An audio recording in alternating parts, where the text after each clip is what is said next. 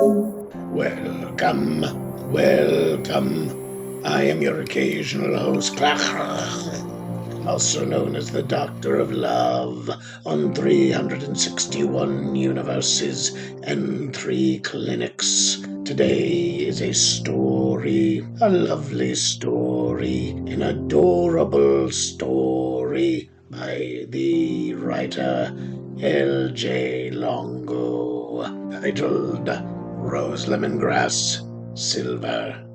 Enjoy.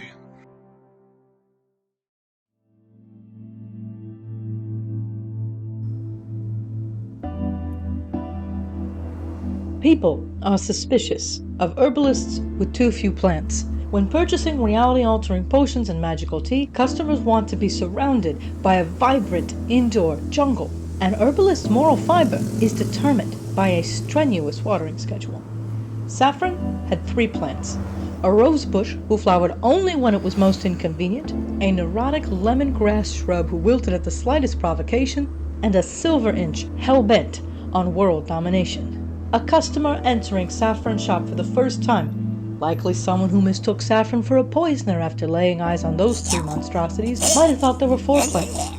Then the shaggy red bush would rise from the counter and Saffron would gaze through the hair at the intruder with equal parts amazement and terror. Saffron's face hardened into that particular hatred reserved for childhood friends. Ugh, it's you. You're radiant as ever, Saff. Rooster danced under the silver inch's grasping tendrils with the elegance of a crocodile and placed an elderberry tea before Saffron like an offering to a forgotten goddess. Yeah, to help with the hangover. Saffron glowered at the tea. They could never pinpoint if Rooster genuinely liked them or just flirted indiscriminately. And with someone like Rooster, it was better not to take chances. Whatever it is you want, I ain't doing it. Rooster hopped onto the counter, his knee-length scarf stuck on his shoulders by sheer power of persuasion, followed shortly after. Don't be like that. We had fun last night. I got a fine for public drunkenness. You got a warning. I talked the guard out of it. Saffron sipped their tea. Fine balance of flavor. Just a hint of a fresh rose like sunshine in the glass. Rooster, did you steal from my workshop? Of course. Only the best for you, Saff. Now, listen. No. Get off the counter. It upsets my lemongrass. Your lemongrass is a prude. Rooster produced a neatly folded handbill from inside his vest pocket. You're coming with me on a business trip. Am I now? The flyer showed the most perfect place. A massive glass temple filled with towering trees and vendor tables filled with potions and charms and potted plants. At the very center, under an arch of wisteria boughs, was Marva the Mysterious, the most famous herbalist in the world. She burst onto the scene less than a year ago with a series of brilliant sponsored essays and glamorous photos. Her face was always covered, and it gave her an air of mystique no one could unveil. In the flyer, a cloud of gardenia was her mask, and it complemented the flowers woven into her suit. The long ivy bristles of her broom trailed at least 10 feet in the air. It was unfair for someone to be so clever and so pretty. What's that face for? Rooster demanded. It's a garden show. You like garden shows. The 214th annual Wisteria Garden Show? That is the garden show. Sounds like you want to go, Rooster preened. Good. I booked the dragons already. Dude, I can't go to that. This is the showcase of the most magical, rare specimens of plant life known to herbalists. Yeah. Rhea St. Vale is showing a new breed of fire cumin this year. Dev the Druid, the cookbook guy. The cookbook guy? Rooster. He wrote the definitive text on the medicinal and magical use of parsley, sage, rosemary, and thyme. Saffron shook the flyer. And Marvin the Mysterious will be speaking, her first public speaking engagement. Rooster smirked and leaned on his hand. You a fan of Marva? Well, Saffron considered. Weren't they just caught up in the same glamorous fervor as everyone else? Or was it that reading Marva's essays on herbology was like hearing their own drunken ramblings set to sense and poetry? Can you imagine being that genius to debut at the Wisteria Garden Show? Meh, she's got good PR. Rooster shrugged. So it's settled. You're coming as my assistant, and then you'll give a speech at the show. I'm a what now? Are you serious? It's nothing you couldn't do in your sleep. Rooster waved away Saffron's protest. Fetch me coffee, take notes when other people talk. Rooster. Saffron rose from their chair and towered over him. A speech? Yeah. He recoiled while grinning, displaying all the shame of a cat. We sponsored the pre-show, and we need a 10-minute talky-talk followed by an ask-and-answer sesh. Saffron's knees watered. You're insane. You have to go hire someone else. I won't, Rooster protested. You want to be an herbalist? Give a public talk. Hey, you'll be debuting at this fancy show. What an opportunity. Thank you, Rooster. You're the best friend ever. The lemongrass trembled, so Saffron turned its pot soothingly. I can't. You can. Rooster changed tactics. Best of all, people will give you plants. The most rare and magical... Oh, not this again. I don't need... You do. No one buys from an herbalist without plants. An herbalist ought to be gifted all their plants. Saffron had gone through life with only 2 proper plant exchanges, and they didn't like attention drawn to their humiliation. They stroked the rattling lemongrass to soothe it. It wouldn't be as magical if I was just given plants because of a conference thing. Sounds pathetic. Get off the counter. Rooster hopped off the counter to appease the lemongrass. It is a crime against nature and economics that you have no customers. And you have no customers because you have no plants. And you have no plants because you won't tell me what plants I could buy. We're done. Rooster raised his hands, acknowledging defeat. So sorry, I didn't mean to. No, it's all good. Saffron looked shyly at the silver inch. I don't know if the one you gave me, he's taken over the window. Yeah, the little fella has a conqueror's spirit. Rooster grinned proudly. What if... Oh, genius. What if you're in disguise when you speak? Just like when we were in college and you helped me in that photography class. Saffron narrowed their eyes. Rooster's actual spur-of-the-moment ideas involved a good deal more crowing. They had also never been able to pinpoint if Rooster actually had a job at a prestigious marketing firm, or if he was just a con artist. He was putting on a show for Saffron, and it was not convincing. That meant Rooster was in some kind of trouble. Okay. What sort of disguise? The lemongrass fainted.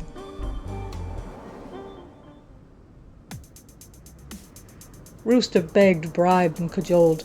Saffron squirmed, begrudged, but eventually, as always, agreed. And with one tiny yes, Saffron was traveling by dragon, business class no less, to sit in salons and walk through botanical gardens and stand in elegant tailors and pose in garden shows. They shook hands with Rooster's boss, and Rooster's boss's boss, while someone else fetched coffee and took notes about popularity polls and hype trends and things Saffron could not understand. And they did all this with a big red bush of their hair covering their face. Saffron couldn't remember saying a word for a whole month, as if they'd swallowed their own tongue. It wasn't until the night before the show when Rooster checked them into the hotel directly across from the Wisteria Gardens. When they were alone in his room, Saffron finally realized what was happening, and screamed. Rooster, this is a disaster. I hate this hair. I hate you. This suit is worth more than my herbalism degree, and I'm gonna throw up on it. Well, don't do that. Rooster laughed at ease. You look great, real professional. Hey, strut around and get comfortable in the shoes. In the mirror, a tall, tangly creature wore a shimmering orchid suit, badly imitating a witch. Saffron had no idea how Rooster or anyone else saw anything magical in their shameless slouching. Now, Saff, that's not how we practiced. I can't. I'll pass out tomorrow. Rooster cooed reassuringly. Come on, Channel Marvin the Mysterious. What does she have that you don't? Oh, I don't know. World-renowned, genius, the ability to walk in these shoes, about 1,000,000 times more skill and cleverness. You're spiraling. You're a con artist. I prefer opportunist, and you're gonna upset the silver inches. Rooster gestured to the dozens of clippings potted for Saffron to share tomorrow at the show. That plant is as evil as you. Saffron sat down on the edge of Rooster's bed. Rooster sat beside them. That plant loves you, and it will bring you luck. Listen, you've done this 1,000,000 times now, right? At every farmer's market and botanical garden. Yeah, but Saffron knew they were whining. This is the 214th Wisteria Garden Show. Nothing but the best for you, Saff. But the speech, what if I... It'll be just like when you defended your thesis. You were nervous at the start of that too, remember? And then, boom, in your element. And besides, if you fub, that's fine. You literally cannot mess up. Literally cannot. I can think of 1,000,000... Well, don't. Just say whatever the fuck you want. Saffron gazed into Rooster's steady eyes and then back to the safety of the silver inches. Whatever the fuck I want. I could just list plants and their uses for 10 minutes. Well, 20, but yeah!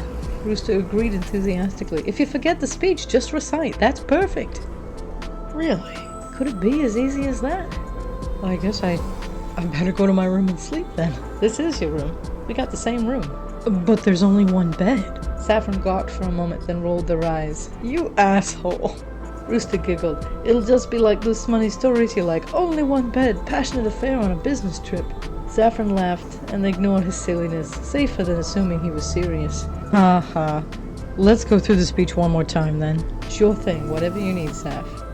The shell in his pocket began to chime. Oops, give me a sec. Yo. What followed was mostly industry jargon, and Rooster getting puffed up and upset. Saffron called something about moving the talky-talk and cutting the ask-and-answer session, and their hearts swelled with relief. But Rooster looked dismal and defeated when the conversation was done, and tossed the shell onto the pillows in an egregious annoyance. Bad luck, Saff. What, did they come to their senses and cancel my talk? Saffron was more disappointed than they expected. Worse, moved it to tomorrow morning, first thing. While Marva the Mysterious is speaking. Can you believe it? Oh, that's the best news I've had in my life, dude. No one will show up? No one at all? They laughed with delight and threw themselves back onto the bed. Oh, I'm so happy. I'll still be there. And I'm gonna get the best sound and the best light guy I can to record it. And I'll play it every chance I get. We'll sample it for ads. And you'll still get a giveaway and get gifted plants or whatever. He rallied slightly. You really don't mind? Rooster, there are only two things I'm sorry about. That I wasted your time, and that I won't be in the audience to see Marva the Mysterious. Rooster smirked to himself. I knew you were a fan. Saffron dropped back on the bed, boneless as a pothos with relief. Come on, Rooster. I'm an herbalist and I breathe air. Of course I'm a fan.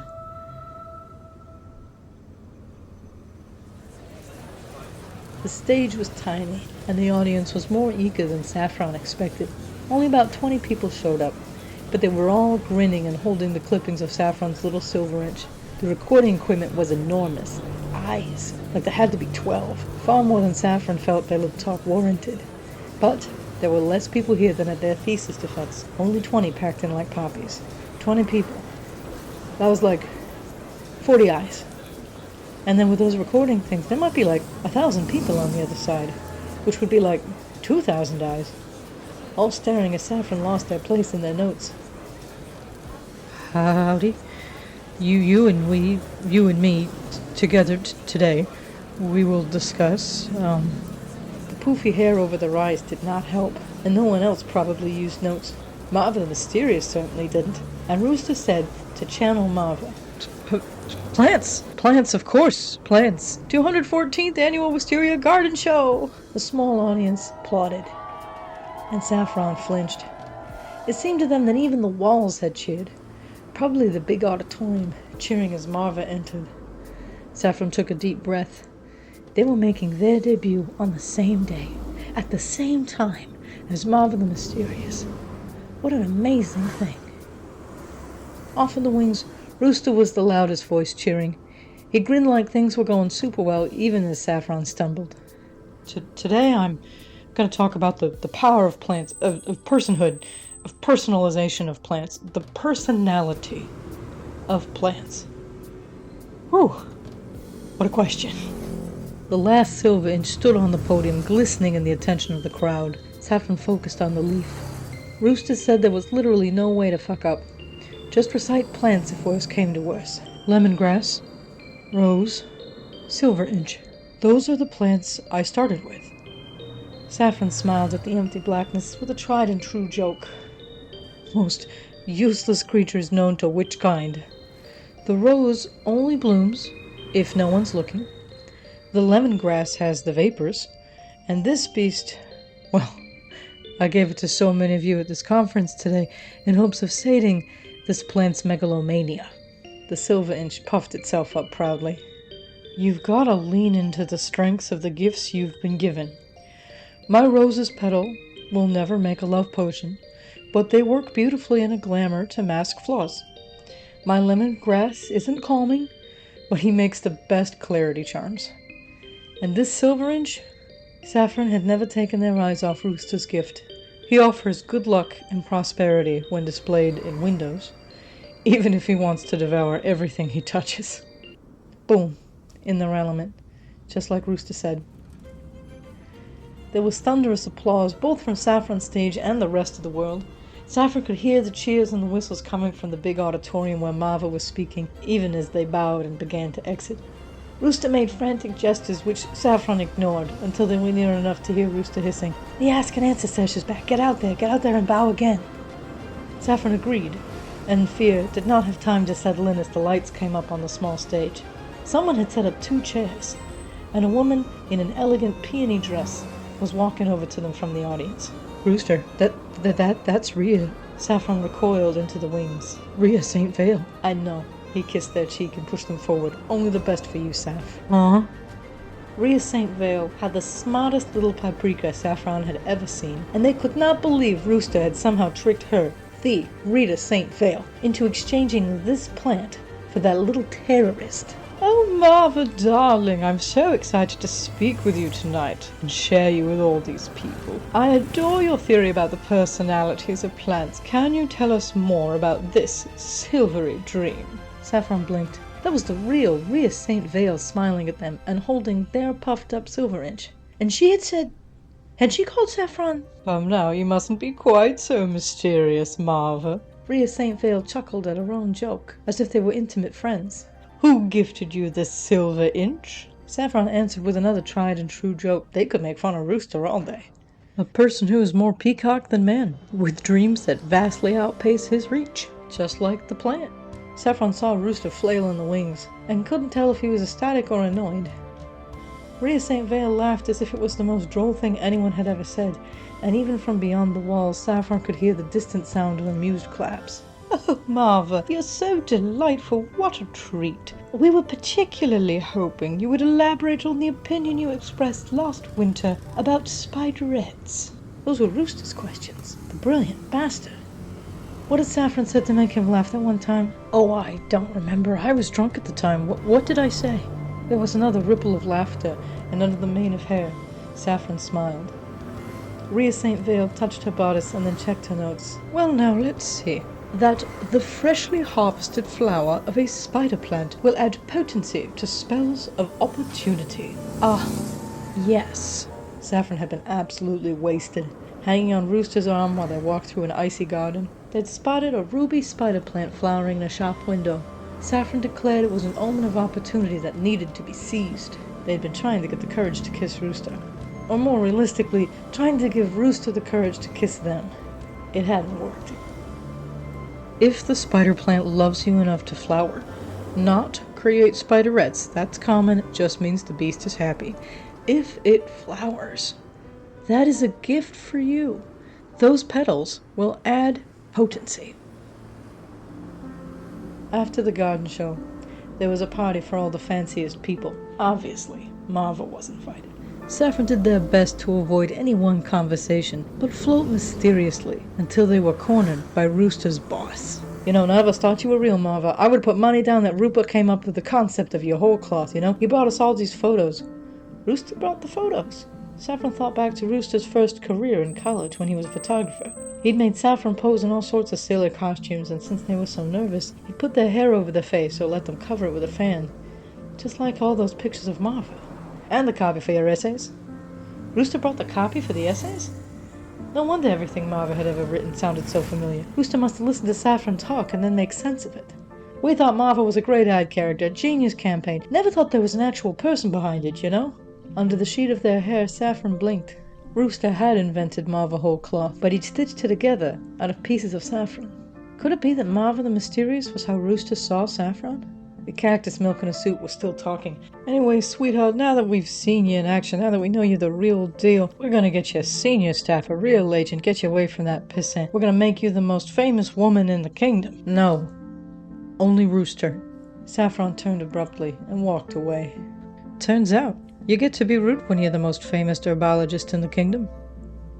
And the crowds parted around Saffron. Rooster noticed. The sparkle of his smile dimmed, and he set down his drink and turned to squarely face the consequences. Saffron had never seen him look so serious. "Are we still friends, Saff?" "Nope." Saffron grabbed him by his stupid scarf and pulled him into the kiss. Bits of their hair got in the way at the start, but once it figured out what the rest of Saffron was doing, it made way. Rooster looked stunned when they stepped back from the kiss. "Rooster, after the shit you just put me through, we better be more than friends. I'll see you in the hotel." Saffron strutted away, smirking. "How's that for marvelous and mysterious?" Rooster staggered for words, which was a new experience for him. Excuse me, I had better follow. That night, in a small herbalist shop, with only the company of a paranoid lemongrass and a very pruned but very proud silver inch, a shy rosebush burst into bloom.